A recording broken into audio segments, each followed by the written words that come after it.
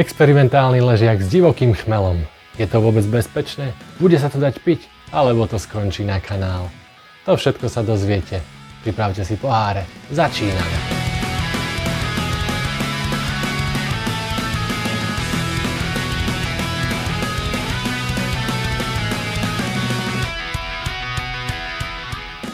Prečo vlastne experimentálny ležiak a nie len ležiak s divokým chmelom? No hlavne preto, že celý ten recept je tak nejak experimentálny. Ale poďme si to teda prejsť. Poprvé budem variť menšiu várku, a to len 10 litrov namiesto 20.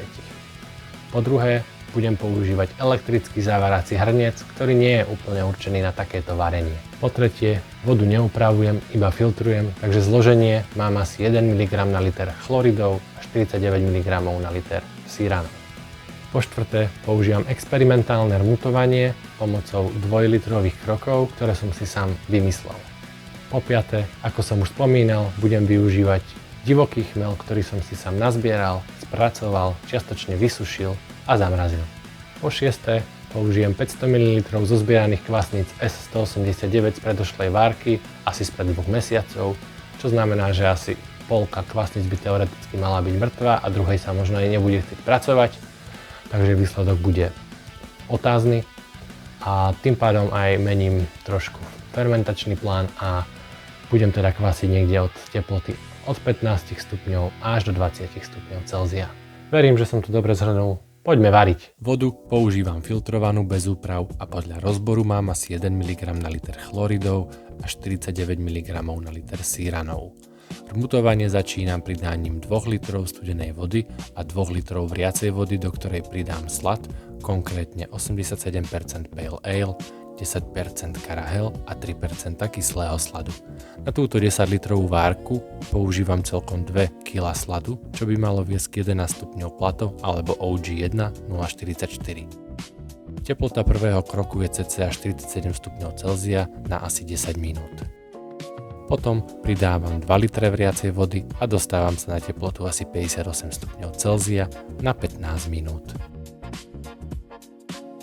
Pridávam ďalšie 2 litre vriacej vody a dostávam sa na 63 stupňov Celzia na 15 minút.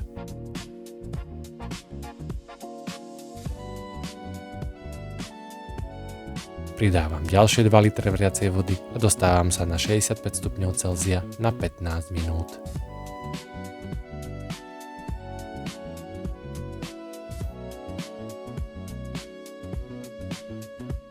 Pridávam ďalšie 2 litre vriacej vody a dostávam sa na 66,5 stupňa Celzia na 15 minút. Ako vidieť, moc vysoko sa už nedostanem a tak pridávam ďalšie 3 litre vriacej vody a dostávam sa na 68 stupňov Celzia a zapínam ohrev na 72 stupňov Celzia počas 15 minút. Následne už len dielo ohrejem na 77 stupňov Celzia a vyberiem slad a prechádzam k chmeľovaru.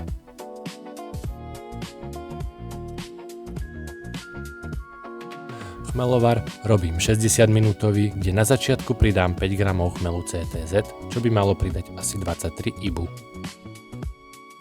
10 minút do konca chmeľovaru pridám chladič a 50 g divokého chmelu, čo by malo pridať 6 IBU. Po vypnutí chmeľovaru nechám hladinu klesnúť k 85 stupňom Celzia a pridávam 50 g divokého chmelu do hopstandu pri teplote 80 stupňov Celzia na 20 minút, čo by malo pridať ďalšie 2 IBU, čo je vo výsledku asi 31 IBU. No popravde predpokladám, že asi skôr menej, možno len 25 IBU. Po hopstande pivo schladím na 20 stupňov Celzia a stočím do fermentačnej nádoby.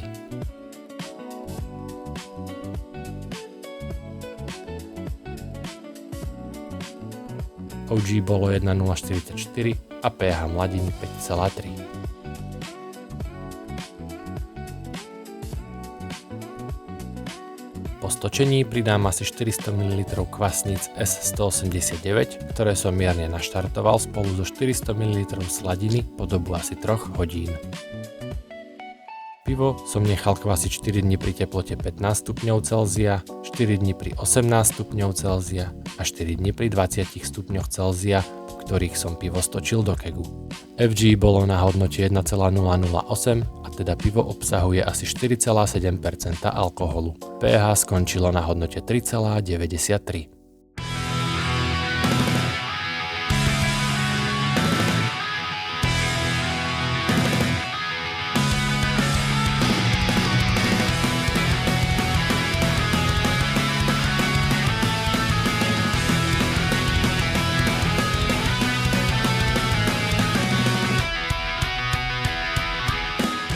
Tak, toto je ten experimentálny ležiak. Vyzerá výborne, no nie? Krásne číri. Človek môže aj cez to vidieť. Pekne. Fakt sa vyčíril. Pekne zlatý. Taký zlato-žltý. Pena biela, pekná. Drží. Vôňa je jemná, príjemná. Žiaden diacetyl, ani síra, ani nič také. Jemná chmelovosť, kvázi korenistosť na ten spôsob. Cítiť určite v tom aj jemnú sladovosť, trochu chlebu, okvásnice tak. Unikátny charakter, fakt zaujímavý. Drevitý, jemný, trávnatý charakter, taký klasický slovensko-český by som to nazval. Ničím špeciálny, ale cítim v tom jemné ovocie. Niečo na štýl slivky alebo niečo takého, určite žiadne citrusy, ani nič také tam necítim.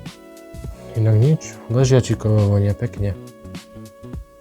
Kvasnicovo trošku, ale nie že kvasnicovo, že zlé, ale chlebná to skôr tak. Výborné, poďme to vyskúšať. Nasýtenie stredné, parádne akurát.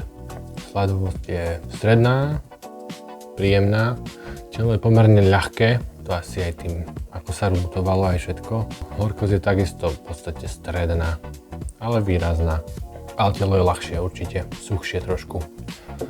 A čo teda? Poďme na chuť. Dobre, cítim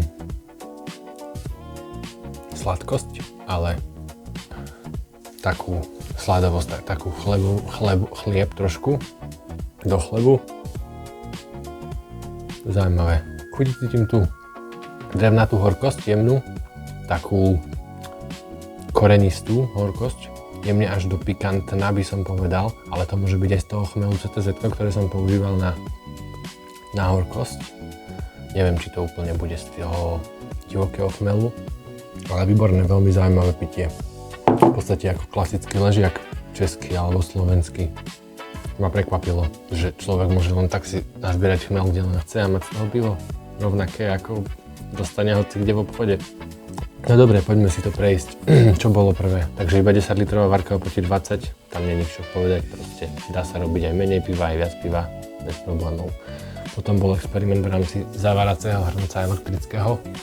No, nie je to úplne správna vec, lebo zavárací hrniec funguje tak, že v podstate zohrieva na 100 stupňov a pri 100 stupňoch on vypne.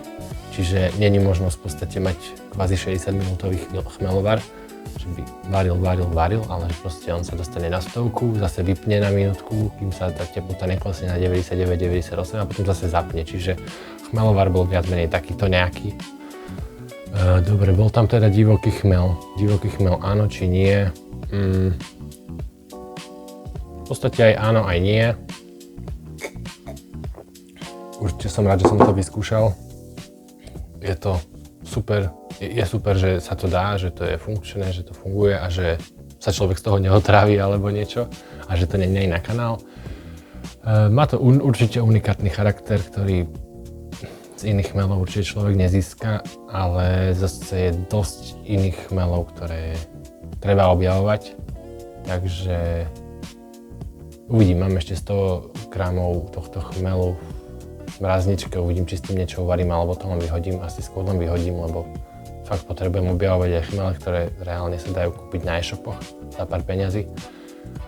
A inak asi dobre. Potom, čo sme mali, aj kvasnice S189, v podstate z predošlej várky. Som rád, že som zistil, že aj po dvoch mesiacoch sú schopné nejak fungovať a že aj vlastne vedia fungovať pri vyšších teplotách a vôbec im to neškodí.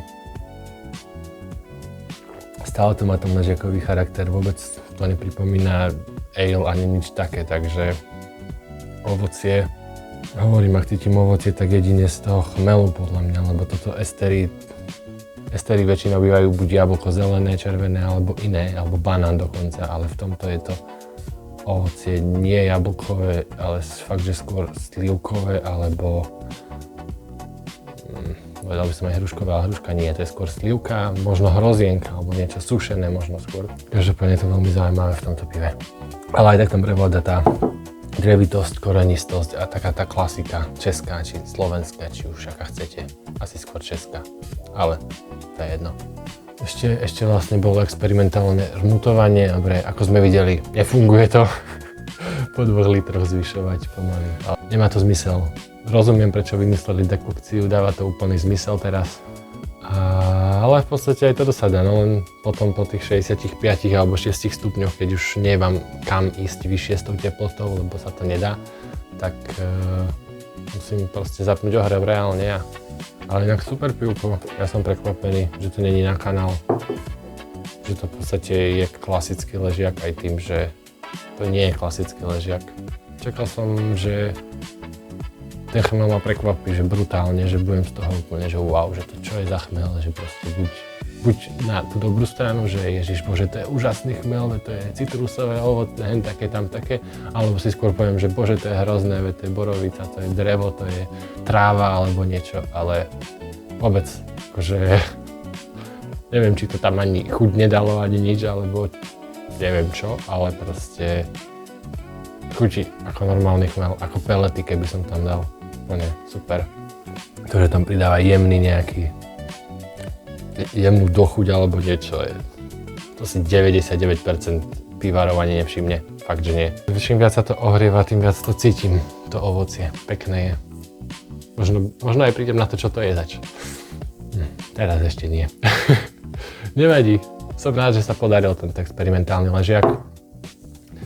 A že som konečne zase natočil nejakú ochutnávku a nejaké ďalšie video a budem sa pokúšať ďalej natáčať stále viac a viac, ale toho času je stále menej, ale tej vášne a tej chuti tvoriť tieto videá je stále viac, takže snáď sa to podarí.